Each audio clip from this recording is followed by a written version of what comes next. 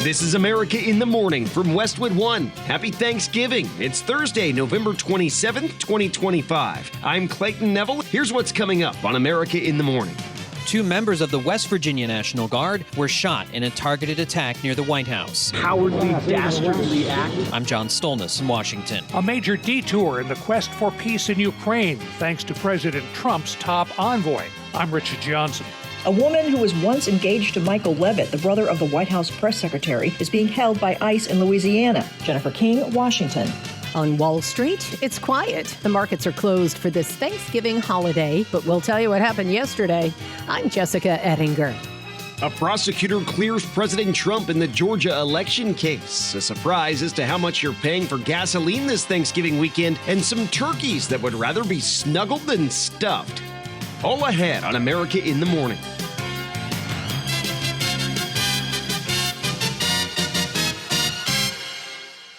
The Trump administration is promising justice will come for the suspect who authorities say targeted and shot 2 West Virginia National Guard troops as they patrolled the streets of the nation's capital Wednesday near the White House. John Stolnis has this story from Washington. The 2 guardsmen were shot just blocks from the White House near a metro station. President Trump says they were targeted in a brazen act of violence. This heinous assault was an act of evil, an act of hatred, and an act of terror. A suspect is in custody. The 2 guardsmen were in critical condition as of last night. This Thanksgiving, I ask every family to say a prayer for the 2 great heroes who were so horribly shot. Jeffrey Carroll, Executive Assistant Chief of D.C. Metro Police, details what happened. Members of the D.C. National Guard were on high visibility patrols in the area of 17th and I Street Northwest when a suspect came around the corner, raised his arm with a firearm and discharged it at the National Guard members. D.C. Mayor Muriel Bowser confirms this was no random act of violence. This is a targeted shooting. One individual who appeared to target these guardsmen. As a result of the shooting, President Trump announcing more National Guard troops are coming to D.C. Tonight, I can announce that I have directed the Department of War to mobilize an additional 500 troops to help protect our capital city. We will make America totally safe again. Defense Secretary Pete Hegseth lauded the 2 guardsmen who were shot as heroes. The shooter shot in a cowardly, dastardly act, targeting the best of America. Heroes willing to serve in Washington, D.C., serve for people they don't know and they've never met. Numerous reports indicate the shooter was believed to be an Afghan national who entered the U.S. in 2021. And we must take all necessary measures to ensure the removal of any alien from any country who does not belong here or add benefit to our country. If they can't love our country, we don't want them. The shooter was also shot. His wounds are not considered life-threatening. Chief Carroll said other Guard troops who were nearby held down the shooter after he was shot until police could arrive on the scene. John Stolnis, Washington. The White House is trying to overcome a major detour and bipartisan condemnation in President Trump's effort to broker a peace deal between Ukraine and Russia, a deal that has both nations balking. More from correspondent Rich Johnson. That detour is the revelation that the president's top envoy in the peace effort, Steve Witkoff, offered advice to a top aide to Russian President Vladimir Putin on how to flatter Trump into an agreement. It seems Witkoff and, well as the president, are in bed with the Russians. New York Congressman Gregory Meeks summed up many Democrats' reaction, but a lot of Republicans are also blasting Trump on social media. Nebraska's Don Bacon said it's clear that Witkoff fully favors Russia. Pennsylvania's Brian Fitzpatrick said what he calls the ridiculous sideshows and secret meetings need to stop. On the other hand, Tennessee's Tim Burchett is more optimistic about both the negotiation timetable and Witkoff. I sense they're very close, and I think by the end of the year, this thing could be resolved. President Trump has always been a great negotiator, and he puts good people at the table. But in Ukraine, outrage and disgust are just some of the reactions. Former Ukraine Foreign Minister Dmytro Kuleba put it this way. This episode just reaffirms how strongly Mr. Witkoff is trying to help Russia in the effort to end the war and influence the flow of events inside Trump's team. The comments of Kuleba, Burchett, and Meeks, all courtesy of CNN. Trump himself has dismissed the Witkoff story, saying that's what a deal maker does. Witkoff is expected to return to Russia next week for more talks on ending the war. We're having good talks. We started with Russia. We're having some talks with Russia. Ukraine is doing well. I think they're pretty happy about it. They'd like to see it end. And we won't know for a little while, but we're making progress. I'm Richard Johnson. Today's top stories brought to you by Sleep Number. It's the Sleep Number Black Friday sale. Recharge this season with cozy, soothing comfort. Save on mattresses and base bundles, plus free premium delivery for a limited time only at Sleep Number or sleepnumber.com. A family member of a high-profile Trump administration official is detained by ICE. Why? And who's their relative? We'll tell you when America in the Morning returns after this.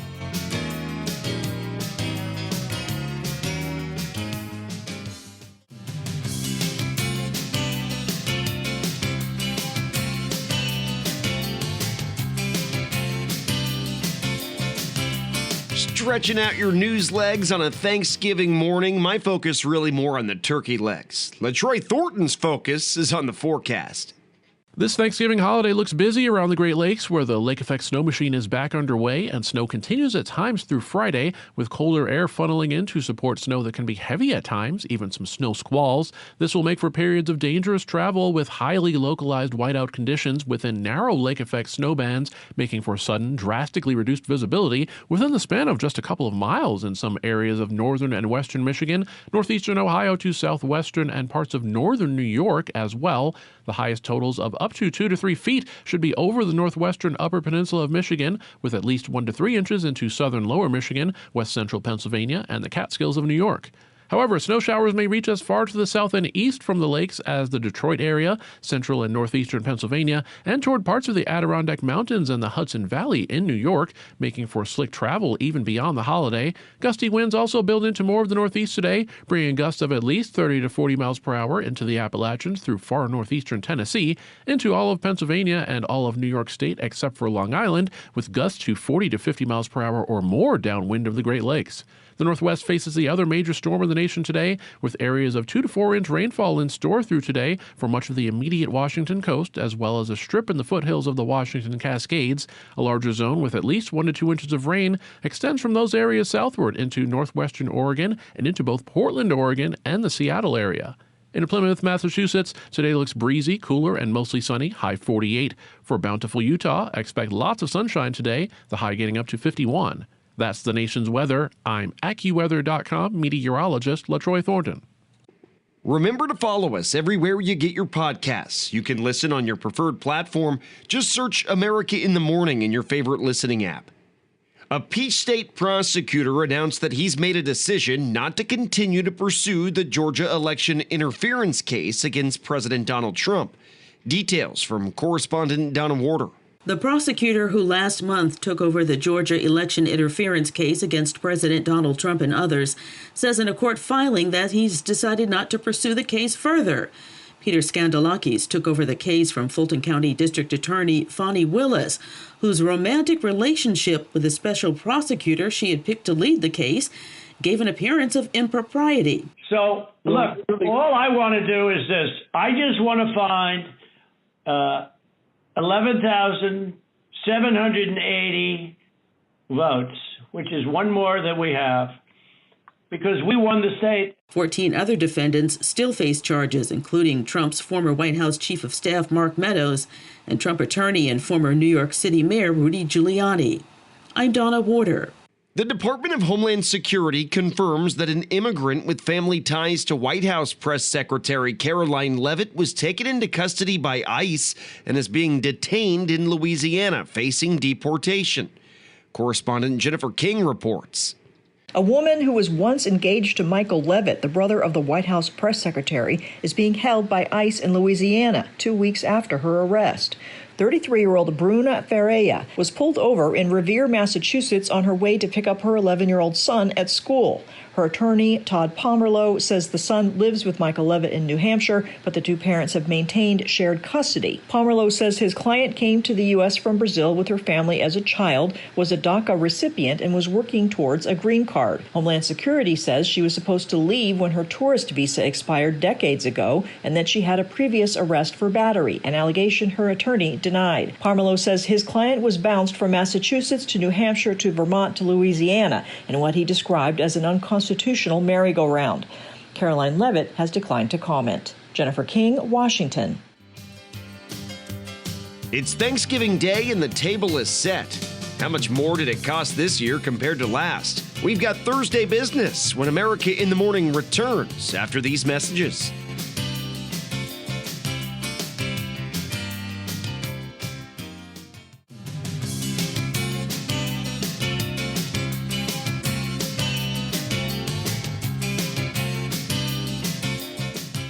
The Business Report sponsored by Gusto. Gusto is a simple online payroll and benefits tool built for small businesses. Learn more at gusto.com/radio. Here's CNBC's Jessica Ettinger with Thursday Business. Wall Street, quiet this morning. The financial markets are closed today for Thanksgiving. Major averages are on pace for a winning week. Yesterday, the Dow was up 300 points. The Nasdaq finished up almost 200. Some investors are happy that people are buying shares of non-AI and tech names finally. We are seeing rotation and this hit in the technology sector with 4 of the Mag 7 underperform the S&P 500, yet we are still at these levels. That's reason to be optimistic in my mind. That'll be a good setup once we get through the end of this year to kick off 2026. That's Freedom Capital's Jay Woods on CNBC. Bitcoin with a bit of a rebound. It was back above 90,000 yesterday. But today, for many Americans, it's all about turkey and football. So let's start with the turkey. Turkey prices were up 40% this year, but maybe not for you. You can thank retailers for trying to make the bird more affordable for you. That's actually something on the rise in the wholesale prices, mostly because bird flu is back, and that's been raising wholesale turkey prices. Retailers are actually trying to keep prices lower. It's why the turkey prices are actually down from a year ago at the retail level, and that's because you have the Kroger, the Albertsons of the world trying to cut costs at their corporate level, reinvest those back into price, and try and draw consumers back into their stores, buy it through promotions. The Wall Street Journal's Patrick Thomas on CNBC. 3 NFL games today. The league has cornered the live sports market with 3 big football games and 3 halftime shows. Many consumers get some holiday shopping done today, mostly online. The big chains are closed, but there are stores that plan to be open later this afternoon, including Bass Pro Shops, Big Lots, CVS, plus Dollar General, Dollar Tree, and Family Dollar, although check your local store for hours. Car makers are hoping you're shopping for a vehicle for Christmas. New car payments, though, have hit a record. More than $750 a month in the U.S. There's a Senate hearing on that. Costs have gone up, whether it's raw materials, tariffs in certain cases, new labor contracts. Senator Ted Cruz wants to take a look at auto affordability. Yes, people are not happy that auto monthly loan payments are more than $750 for a new vehicle, but they've also gone up for used vehicles. The bottom line is this: these prices show no indication that they are going to stop and reverse. There's no indication that they're going to be coming back down. CNBC's Phil LeBeau. Netflix wants America to stream the first part of the final season of the hit series Stranger Things today. Wall Street will wrap up November trading tomorrow, with the markets closing at 1 Eastern. Happy Thanksgiving from all of us at CNBC.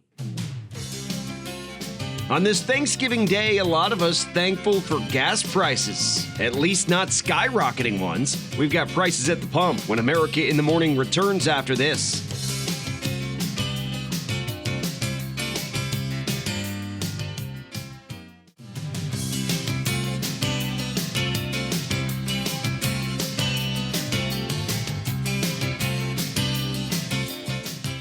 If you're going to be traveling by car, you may be thinking that the needle has not moved on gas prices for a while, and you'd be correct. AAA says the nationwide average price for a gallon of regular gas heading into Thanksgiving Day is $3.05.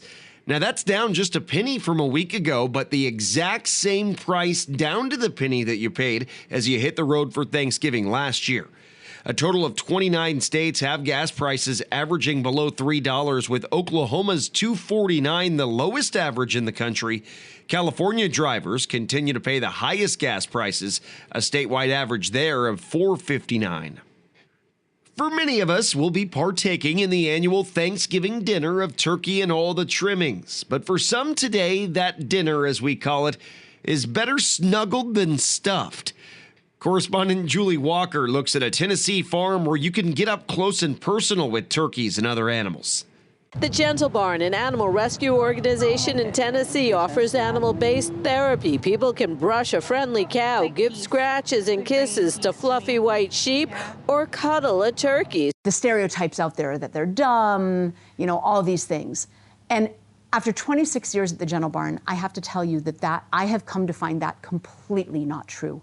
They are extremely intelligent. They have a very rich and highly developed language. Barn founder Ellie Lax. The world has started to recognize that dogs, cats, horses have a therapeutic value to them. So at the Gentle Barn, we think, why not turkeys? Visitor Jordan Galata was snuggling with Smudge, a blind turkey. You're so snuggly. And wishing she could spend Thanksgiving at the barn. We spend hours cooking. I would much rather be here. Lax says the idea to include therapies in turkey sessions came to her years ago when a particularly chatty bird was following her around. I'm Julie Walker. America in the Morning for Thursday, November 27th, 2025 is produced by Jeff McKay. I'm Clayton Neville in for John Trout, and this is Westwood One.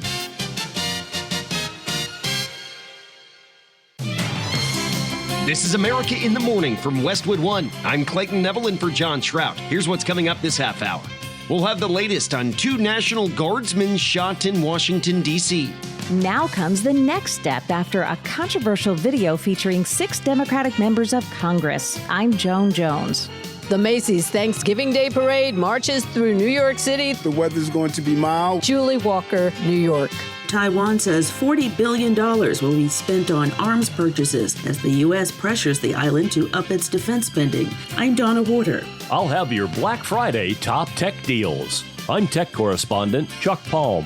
Here are some suggestions on what you can watch on Thanksgiving and where you can watch it. I'm Kevin Carr. We'll be right back.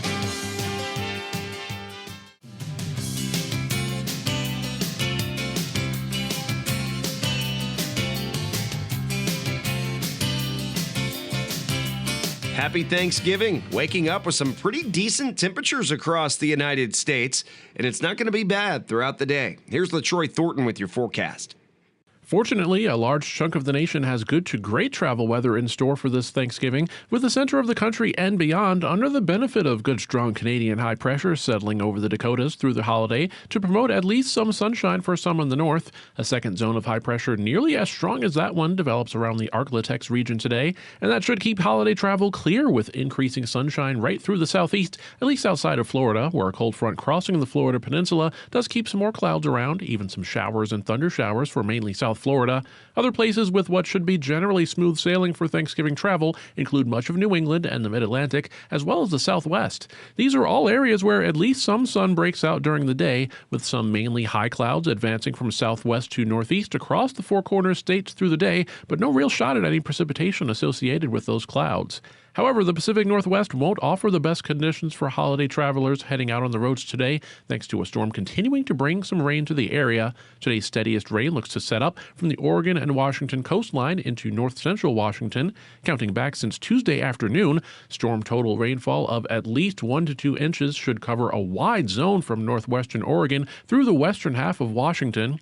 Another place with less pleasant travel will be around the Great Lakes, with snow squalls just downwind of the lakes, lake-effect snow showers extending inland, and localized whiteout conditions underneath any of those heavier snow bands as cold advances to the east of this area. The highest snow totals of 2 to 3 feet should be focused on the far northwestern upper peninsula of Michigan. That's the weather across America. I'm AccuWeather.com meteorologist LaTroy Thornton. Remember to follow us everywhere you get your podcasts. Follow and listen on your favorite platform. Just search America in the Morning in your favorite listening app. Two West Virginia National Guardsmen are in critical condition today after being shot near the White House in what President Trump is calling a heinous attack. Police in D.C. call it a targeted shooting. The two National Guardsmen shot and the alleged shooter also seriously hurt. Jeffrey Carroll is with the Metropolitan Police Department. A suspect came around the corner, raised his arm with a firearm and discharged it at the National Guard members. The National Guard members, there were other members that were in the area. They were able to, after some back and forth, able to subdue the individual and bring them into custody. The shooting happened not far from the White House, in an area regularly patrolled by National Guard members. They are here protecting everyday Americans and citizens around the world in our nation's capital. FBI Director Kash Patel on the suspect moving forward. They will be brought to justice, since this is an assault on a federal law enforcement officer. Earlier this year, President Trump deployed Guard members to D.C. to crack down on crime there. That move is in the midst of a legal battle, but the Trump administration seemingly doubling down. Secretary of War Pete Hegseth. I will ask the Secretary of the Army to the National Guard to add 500 additional troops. The president released a video about the shooting hours after it happened. As President of the United States, I am determined to ensure that the animal who perpetrated this atrocity pays the steepest possible price. The president says the suspect is from Afghanistan. A hellhole on earth. He was flown in by the Biden administration in September 2021 on those infamous flights that everybody was talking about. Late last night, the U.S. Citizenship and Immigration Service put out a statement saying that effective immediately processing of all immigration requests relating to Afghan nationals is stopped indefinitely, pending further review of security and vetting protocols. The statement said that the protection and safety of U.S. homeland and the American people remains the agency's singular focus. The 6 Democrats who crafted a controversial video urging members of the military and intelligence community to ignore what they called illegal orders are now being contacted by the FBI. The latest from correspondent Joan Jones. The Democratic members of Congress say they did nothing wrong, just restating a law they're all expecting to follow. But the FBI is now seeking interviews with all of them, including Michigan Senator Elissa Slotkin, who says the use of the FBI to, quote, target us is exactly why we made the video in the first place. As for Arizona Senator Mark Kelly, he falls under the jurisdiction of the military courts since he's retired and collects a military pension. The Department of War announced Monday that it has opened a formal review into allegations of misconduct against Kelly, who went on Jimmy Kimmel Live to criticize President Trump. And by the way, I mean, isn't this the guy 2 months ago that said, we've got to stop this political violence issue? He didn't even make it to Thanksgiving. Department of War Secretary Pete Hegseth saying the video undermines trust and creates hesitation in the chain of command.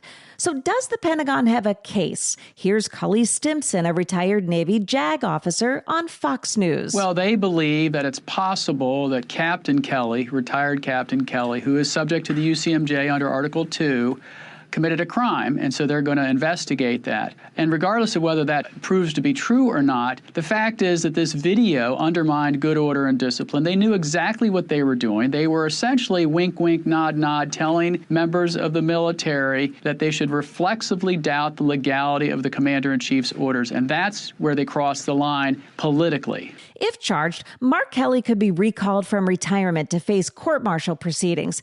And if found guilty, the penalties could range from reprimands to confinement and loss of military benefits. I'm Joan Jones. The weather may call for some wind gusts, but that won't stop a crowd estimated at over 3 million people to line the streets of New York City today to watch the Macy's Thanksgiving Day Parade. Correspondent Julie Walker reports as many as 30 to 50 million others will watch the 99th annual event from home. The Macy's Thanksgiving Day Parade marches through New York City Thursday with balloons of Buzz Lightyear and Pac-Man set to take to the skies and floats featuring Labubu and Lego gracing the streets. But will the wind affect how high those giant balloons can go? Kathleen Wright is with Macy's Studios. All of our balloon pilots are equipped with the specific flight analysis and flight matrix for their individual balloon. Each balloon's aerodynamics are a little bit different, so that's why there's a unique set of parameters for each and every balloon in this year's parade. and all of our pilots go through training throughout the year to ensure that they're prepped and ready to make those adjustments at any point along the parade route. The forecast is for temperatures in the 40s and wind gusts between 25 and 30 miles per hour. City law prohibits Macy's from flying the full-size balloons if sustained winds exceed 23 or gusts over 35. Mayor Eric Adams. The weather's going to be mild. We're going to monitor the situations with the balloons. If it reaches a level that we cannot have them up, we'll communicate with the Macy organizers. The lineup of performances, including Conan Gray and Lainey Wilson, along with marching bands, dancers, cheerleaders, and the Radio City Rockettes. Our parade stands as a showcase of world-class entertainment, featuring an exciting lineup of over 5,000 volunteers, 34 balloons, 28 floats, more than 700 clowns, our favorites, 11 marching bands, 9 performance groups, and appearance by the biggest stars in pop culture. Julie Walker, New York. On this Thanksgiving, we explore the concept of adopting turkeys. Why and how? We'll get into it coming up when America in the Morning returns.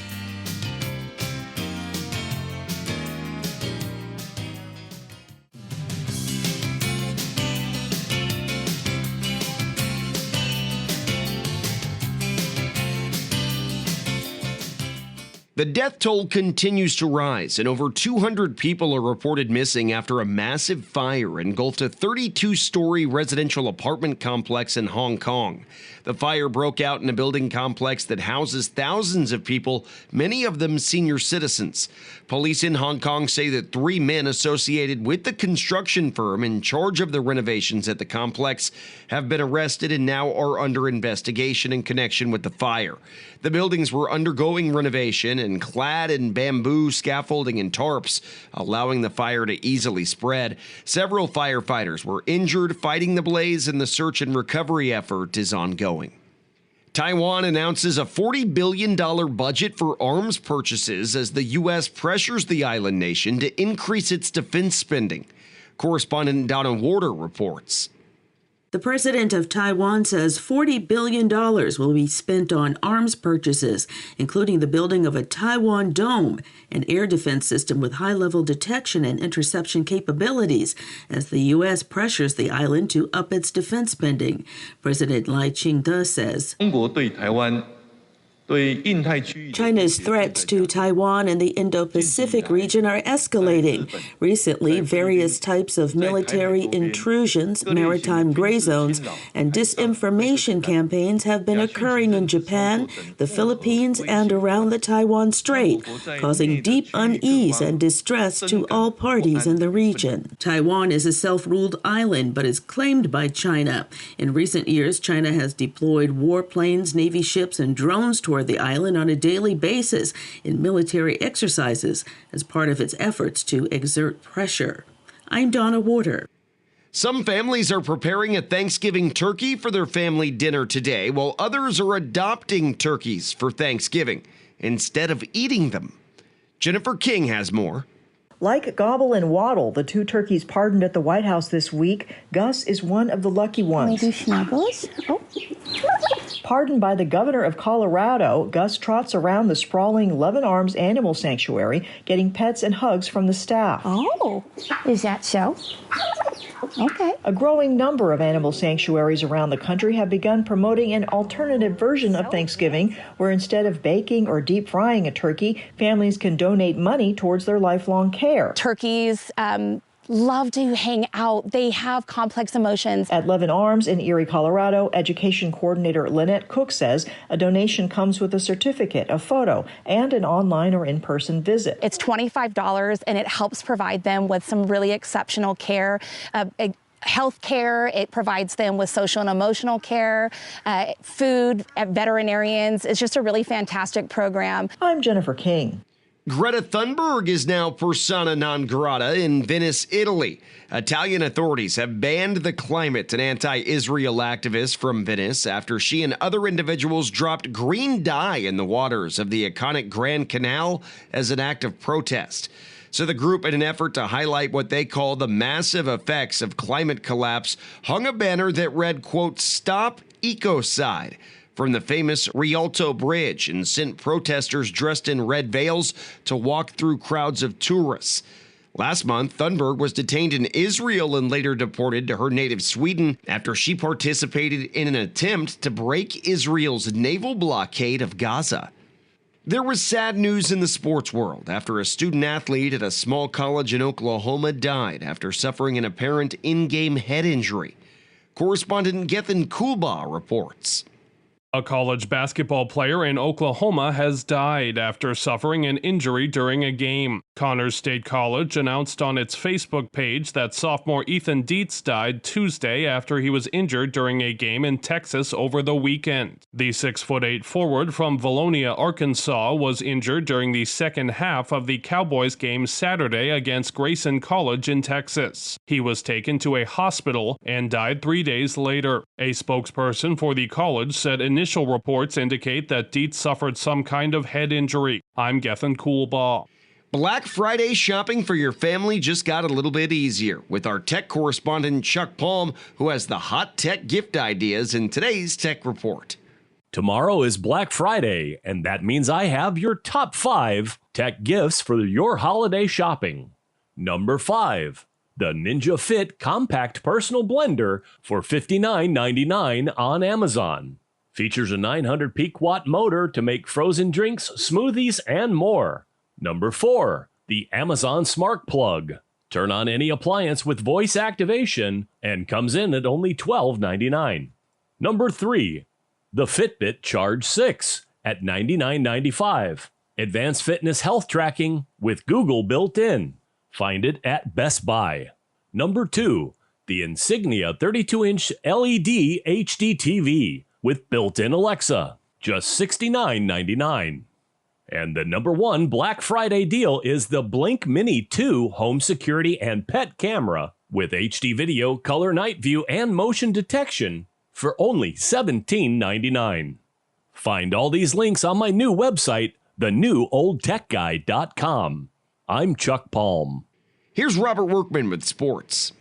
NHL Wednesday, the Avalanche continue to plow through the league, shutting out the Sharks 6-0 for their 10th straight. Mackenzie Blackwood stopped 26 shots. The Stars edged the Kraken 3-2. Dallas has the second best record in the NHL, but is in the same Central Division as the Avs. NBA, the Thunder cut down the Timberwolves 113-105. Oklahoma City 18-1 and riding a 10-game winning streak. Shai Gilgeous-Alexander had 40 points. Celtics ended the Pistons' 13-game winning streak 117-114 despite 42 from Cade Cunningham. Raptors won their 9th straight 97-95 over the Pacers. Heat over the Bucks. That gives coach Eric Spoelstra his 800th win. Baseball, multiple sources say the Blue Jays will sign free agent right-hander Dylan Cease to a 7-year contract worth $210 million.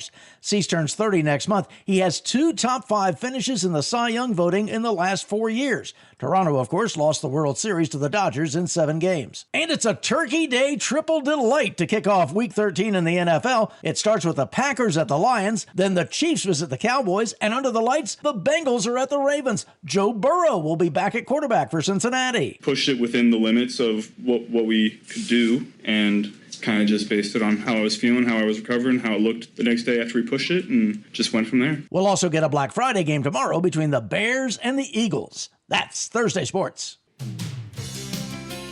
We're not just stuffing ourselves with turkey today. Some entertainment in the mix. We've got a report from Kevin Carr when America in the Morning returns. Don't go anywhere.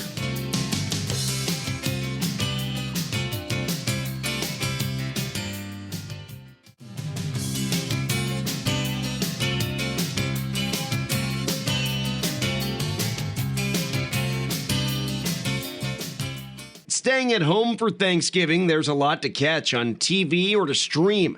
Entertainment reporter Kevin Carr has the must-watch shows and movies to see. Thanksgiving is upon us, and here are some ideas to entertain you throughout the day. Live from New York City, NBC presents Macy's Thanksgiving Day Parade. Kick things off with the 99th annual Macy's Thanksgiving Day Parade. Coverage starts at 8:30 live on NBC's Today Show and on Peacock. You can also enjoy some football. The Packers face the Lions at 1 p.m. on Fox, the Chiefs take on the Cowboys at 4 on CBS, and the Bengals play the Ravens in the evening at 8:20 on NBC. You can always sneak away from the family gathering and go to a movie. I'm off to see the wizard. Wicked for Good is still dominating theaters. Hops and Wild. Dream team. Or you can bring the kids to Zootopia 2, which opens this week. We have a plan. It's a bit insane. It may not be particularly festive, but if you're set on staying at home, check out Stranger Things Season 5 Part 1, which just dropped on Netflix. I was on my way home to spend a nice holiday with my family. Instead, I'm in a motel bed with a stranger. Or you can watch the classic John Hughes Thanksgiving comedy Planes, Trains, and Automobiles on Paramount+. What kind of a Thanksgiving dinner is this? And for the whole family, check out A Charlie Brown Thanksgiving on Apple TV. Where's the pumpkin pie? Or start to lean into Christmas with Miracle on 34th Street on Disney+. Happy Thanksgiving, I'm Kevin Carr. Going to the zoo is always a fun adventure, seeing animals from the elephants to exotic birds and sometimes even getting the chance to feed them in a petting enclosure. As correspondent Haya Panjwani reports, one New Jersey zoo is taking a new approach, educating visitors on veterinary care. A new observation theater at a zoo in northern New Jersey lets visitors see animals get live medical treatments. The Turtleback Zoo this year joined the relatively few U.S. zoos that routinely give the public a view of veterinary care. It's perhaps one of a dozen or fewer of the 250 animal parks accredited by the Association of Zoos and Aquariums. We are in the treatment room, which is on display to our guests, and we're going to be doing our turkey vulture named Atom. Kaylee Anderson is a Turtleback Zoo veterinarian. It's not very common to have a window into a treatment room. More zoos are starting to do it as hospitals are being redone because of the value of the education aspect. The experience is not only new for the turkey vulture, but also a novelty for many onlookers. That's because few zoos offer a window on veterinary care. Teelan Cahill is a zoo visitor. I'm going to be a bone surgeon when I grow up, so I'm going to watch what they're going to do so I can learn what to do. I'm Haya Panjwani. America in the Morning for Thursday, November 27th, 2025 is produced by Jeff McKay. I'm Clayton Neville in for John Trout. Happy Thanksgiving from Westwood One.